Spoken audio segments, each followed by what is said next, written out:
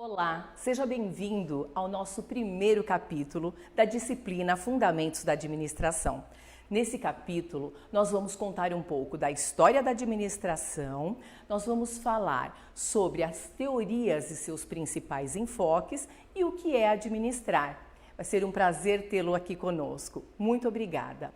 E agora, nós vamos começar falando sobre a história da administração.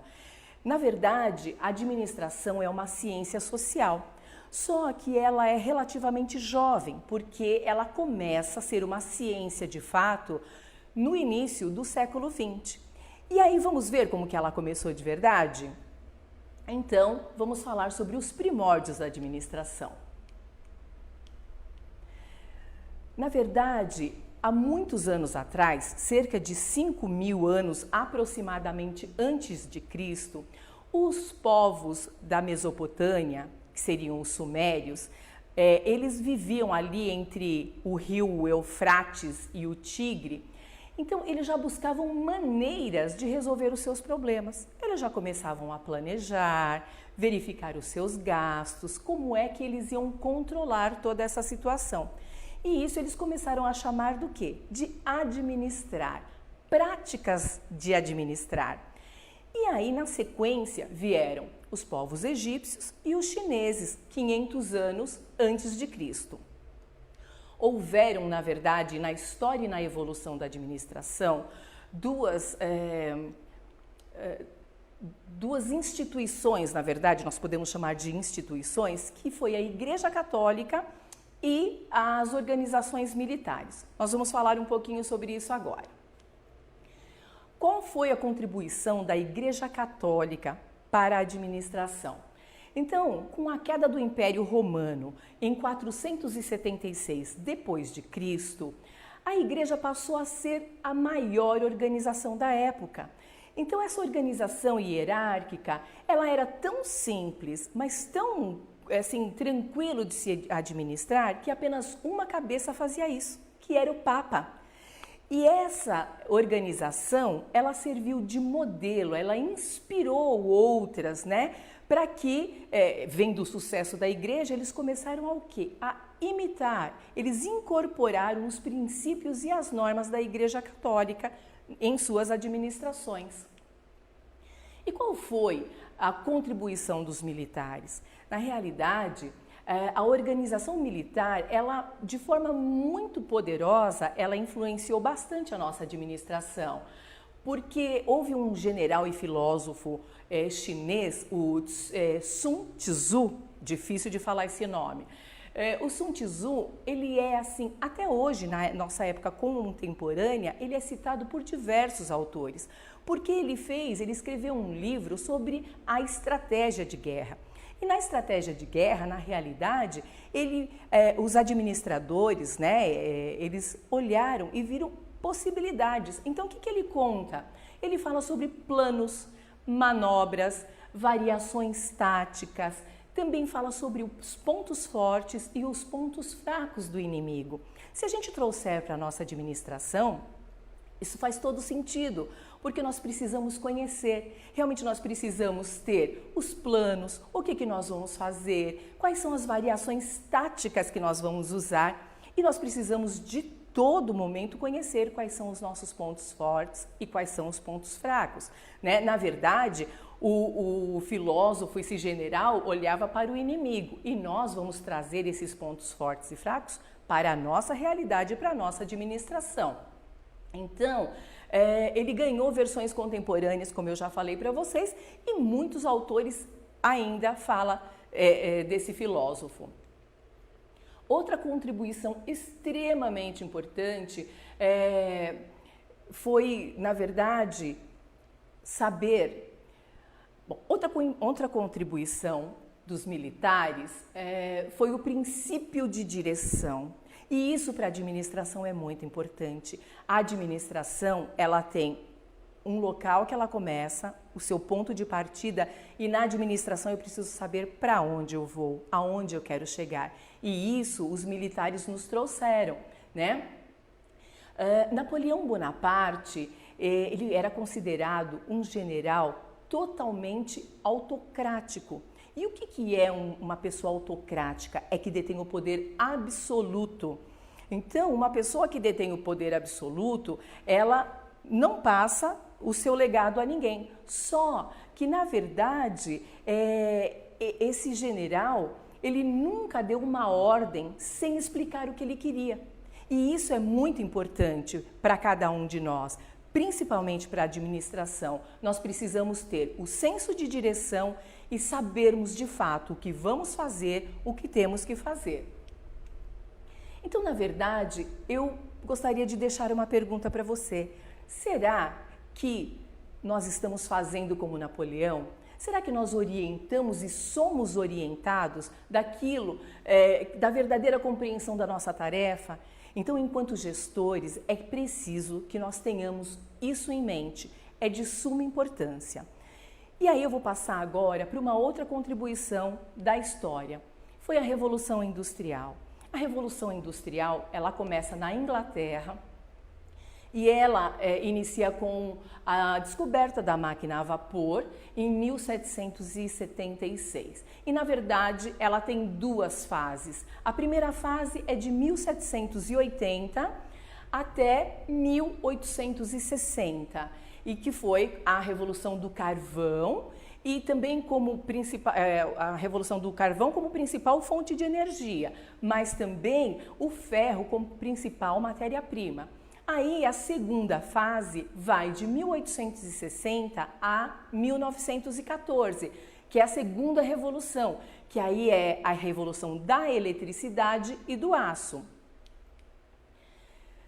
Na história da administração, nós temos alguns antecedentes, e esses antecedentes ajudaram muito a estar como hoje a nossa administração modernizada. Então, nós sofremos influências dos filósofos, da Igreja Católica, nós sofremos a influência dos militares, dos pioneiros empreendedores. Então, houveram muitas influências aqui que nos ajudaram a chegar até o momento atual da nossa história. Para chegarmos até aqui, na administração moderna, nós sofremos com alguns antecedentes. E, na verdade, nós não sofremos, nós tivemos a colaboração de alguns antecedentes, que são a influência dos filósofos, a influência da Igreja Católica, influência da ciência, influência dos economistas liberais, a influência dos pioneiros empreendedores, das organizações militares e também a Revolução Industrial, que muito colaborou para a nossa administração moderna. E eu quero agradecer por você estar comigo neste capítulo e nós vamos passar para o próximo assunto. Nós vamos agora contar para você sobre as principais teorias administrativas e os seus enfoques. Vamos lá? Então, hoje, o que nós vamos falar? Sobre as teorias e os seus principais enfoques. Na verdade, nós tivemos 6 teorias, mas eu vou me prender em apenas 3, que foi realmente as mais importantes e que deu para nós o embasamento da nossa administração atual. Mas eu quero contar para você quais foram as teorias que nós tivemos. Então, nós tivemos ênfase nas tarefas, que foi a teoria da administração científica. Nós tivemos ênfase na estrutura, que foi a teoria clássica. Dentro da teoria clássica, nós tivemos também a teoria neoclássica. Nós também tivemos o ênfase nas pessoas, que foi a teoria das relações humanas, teoria do comportamento organizacional, que vocês vão ver à frente numa outra matéria, teoria do desenvolvimento organizacional.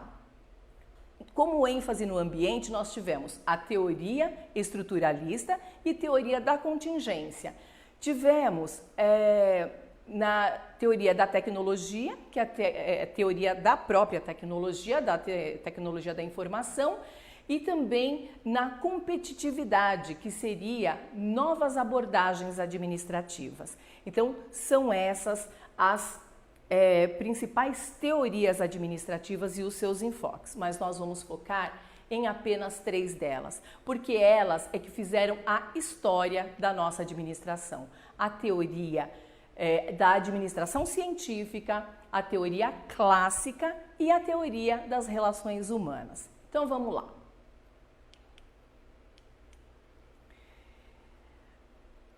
Depois da Revolução Industrial, que a gente acabou de ver no nosso primeiro tema, na história da administração, o mundo já não era mais o mesmo. Tinha que acontecer coisas para que existissem as inovações. Então nós tivemos o carvão, nós tivemos o ferro, nós tivemos a energia e aí as coisas começaram a pedir mais. As empresas começaram a aparecer. Então, o que aconteceu? Aconteceu um crescimento acelerado, mas de uma forma desorganizada, e isso precisava mudar. Também tinha uma necessidade de maior eficiência, né, na produtividade das empresas para fazer face à intensa concorrência. Então, olha o quanto isso já começou a mudar. Então, o mundo ingressa, né, na era industrial, deixando para trás a parte de agricultura e a parte do artesanato, que a gente já falou um pouquinho disso, mas é importante voltar. E aí, no início do século XXI, 2 engenheiros, um norte-americano e o outro francês, eles começam a traçar algumas coisas sobre o que é administrar, como que nós podemos colocar toda essa situação de necessidade de deixar a coisa menos desorganizada para que a gente possa realmente administrar. E aí o que acontece? O norte-americano, o Frederick Winslow Taylor, com a Escola da Administração Científica, e o europeu, né, o francês, Henri Fayol. Então, o Henri Fayol, ele falava sobre a teoria clássica e o Taylor sobre a administração científica. Quando a gente vai olhar um pouquinho mais a fundo, os dois estão muito entrelaçados de formas diferentes. Vamos ver? Perdão. Então, na verdade, como surgiu a administração científica? Então, assim, o mundo tenha um gerenciamento intuitivo, né? Faltava padronização de processos, dos procedimentos, faltava este acompanhamento nos processos. Então, a administração científica, ela veio com um método, né? Método de estudos e testes para identificar o quê? As melhores e mais eficientes formas de completar um trabalho. Então, o Taylor, e você vai ouvir muito sobre o Taylorismo, né? Na mesma linha de Taylor, nós temos o Fordismo, o Toyotismo, que a gente não vai discorrer aqui porque estão todos dentro de um mesmo grupo. Então, vamos seguir. Aqui eu apresento para você Taylor. E, na verdade, o que esse cara contribuiu? Com a divisão de tarefas, especialização do trabalho, análise dos processos, ele olhou sobre a fadiga do trabalhador, ele também viu a necessidade dos melhores salários, mas tudo isso, ele estava o quê? Ele não estava focando no trabalhador, ele estava focando no resultado, na produtividade. Era um trabalho mecanicista, onde cada um desenvolvia uma função diferente. Então, tudo isso, ele também viu métodos para sair do improviso, enfim, ele tinha uma visão como um todo para se administrar, só que ele pensava em produzir, em resultado, ele não pensava no colaborador. E aí, aqui nós temos uma visão geral que eu vou pedir para vocês olharem com mais calma, né? Para a gente não se perder no nosso assunto, mas aqui tem o que aconteceu com o Taylorismo, como é que ele colocou a administração científica. Na mesma época, junto ao mesmo tempo, em lugares diferentes, Fayol começa a teoria clássica da administração. E qual era o objetivo de Fayol? Enquanto Taylor pensava na produção, né, num método para que ganhasse mais, produzisse mais, Taylor, ele já achava que a administração tinha que ser mais departamentalizada, que tinha que ser mais focado na hierarquia, e ele construiu aí algumas teorias que o administrador precisava prever, organizar, comandar, coordenar e também controlar. Tudo isso dentro da sua teoria, né?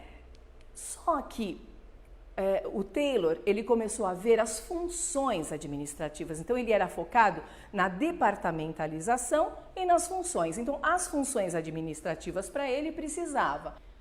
Então, para o Taylor, as funções administrativas, o administrador, ele tinha que prever, organizar, comandar, ele precisava coordenar e ele precisava controlar. Então, Taylor, dentro das funções administrativas, ele observou que era necessário as funções técnicas, as funções comerciais, as funções financeiras, também funções de segurança e funções contábeis. Então, na verdade, o que ele fez? Ele criou 14 princípios para todas essas funções. E esses princípios visavam a divisão do trabalho, a autoridade e responsabilidade, disciplina, unidade de comando,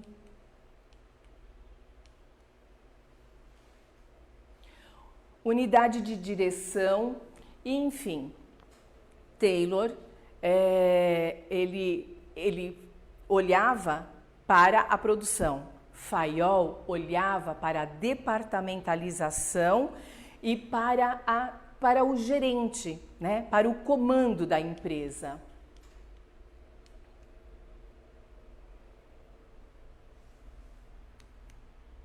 E aí nós tivemos a mais importante das teorias, que foi a teoria das relações humanas. Então, Elton Mayo, ele em 1940, ele observa que não é só ganhar bem ou só ter uma estrutura departamentalizada. É importante olhar para o colaborador de uma forma mais humanista. E após alguns estudos, né, após o estudo de Hawthorne, o que foi isso? Hawthorne olhou para a pessoa não como uma máquina, e sim como ser humano, olhando os seus sentimentos. Foi daí que surgiu, né, a teoria das relações humanas. Então, os sentimentos, atitudes, os problemas dos colaboradores afetavam o seu trabalho, sim. Somente os incentivos financeiros não era o que valia a pena. Então, assim, as normas de grupo, as condutas, né, assim, desempenharam um papel fundamental no comportamento do trabalhador. E essa foi a maior, dentro, assim, daquilo que eu tenho como premissa, a teoria das relações humanas foi a cereja do bolo da nossa administração. Então aqui eu tenho um quadro que eu gostaria que vocês também observassem, que fala quando era a teoria clássica e quando passou para a teoria das relações humanas. Como é que foi o foco? Era nas tarefas, passou a ser nas pessoas e tudo foi mudando de acordo com esta situação de colocarmos o ser humano, o seu sentimento. E isso trouxe um ganho muito grande para a administração. Então vamos ver a evolução da nossa administração para a gente finalizar este tópico. Taylor, ele era interessado no quê? Na produção, nas tarefas. Fayol, ele era interessado nos processos, na departamentalização. E o Mayo, ele era interessado além da produção, no relacionamento humano. Então, nós temos a teoria da administração científica, teoria clássica e teoria das relações humanas. Então, eu quero finalizar agradecendo por você estar comigo até agora e nós vamos ao próximo tópico do nosso capítulo 1 daqui a pouco. O que significa administrar? Então, vamos ver o que significa administrar? Vamos ver para alguns autores o que eles dizem sobre isso.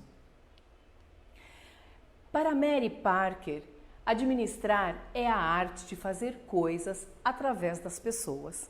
A administração, seja ela uma arte, seja ela uma ciência, ou seja ambos, ela está presente no nosso dia a dia.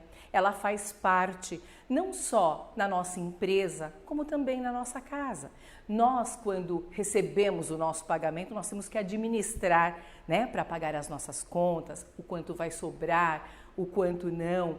Então, administrar é isso, né? É a racionalidade dos números, mas dentro de um contexto humanístico, porque o administrador ele tem que olhar o todo, né? Nós vamos ver nos próximos capítulos quais são os papéis, mas assim, vamos começar a refletir um pouquinho sobre o que é administrar. E eu queria convidar vocês a ver comigo aqui o que falam alguns autores sobre administração, o que é administrar para eles. Então, o que significa, né? Vamos ver algumas definições. Para Lancôme, administrar é o ato de trabalhar com e por meio de pessoas para realizar os objetivos de uma organização e com seus membros. Já para Maximiliano, a administração é um processo de tomadas de decisão e de objetivos para a utilização de recursos. O processo administrativo, ele abrange 5 funções, que é o planejamento, a organização, a liderança, ele também faz a parte de execução e controle. E segundo Silva, o que é administrar para ele? É um conjunto de atividades dirigidas e utilizada, né? E é a utilização eficaz e eficiente dos recursos, no sentido de alcançar um ou mais objetivo, né, ou metas dessas organizações. Podemos entender que administrar é imprescindível, como nós já falamos, né, para o sucesso dessas organizações. Administrar não é só apenas ter lucratividade, é muito mais que isso. É agregar valor no conjunto daquilo que você está fazendo. Então você tem que pegar todos os seus stakeholders, né, que são as partes interessadas, os seus clientes, os fornecedores, os trabalhadores, a comunidade, meio ambiente e dentre outros. Então o administrador ele tem uma responsabilidade muito grande com o seu papel. E neste último capítulo, eu queria convidar você a fazer uma reflexão. Então, com tudo aquilo que a gente aprendeu, né? Nós olhamos a história da administração, quando ela começou, né? Ela é relativamente jovem, porém, desde os primórdios a gente já fala de administração. Nós vimos a Igreja Católica, a influência dela, dos militares. Nós falamos sobre as principais teorias administrativas, que é a administração científica, a administração neoclássica e a administração das relações humanas. E aí, dentro de tudo isso, eu queria que você refletisse o que é administrar para você. Como que você olha essa situação da administração? Se alguém te perguntasse agora, o que é administração para você? O que você diria? 1 minuto para você pensar. Não precisa de tudo isso, eu vou te dar a resposta. Se você disse que administrar é a base de trabalhar com pessoas para atingir melhores resultados, com certeza você acertou. E se eu conseguir passar essa mensagem para você nesse nosso primeiro capítulo, eu estou realmente realizada. Eu te agradeço por estar comigo neste momento e eu quero dizer que te espero no segundo capítulo, ansiosa. O capítulo vai estar incrível, Ser de Luz. Até lá!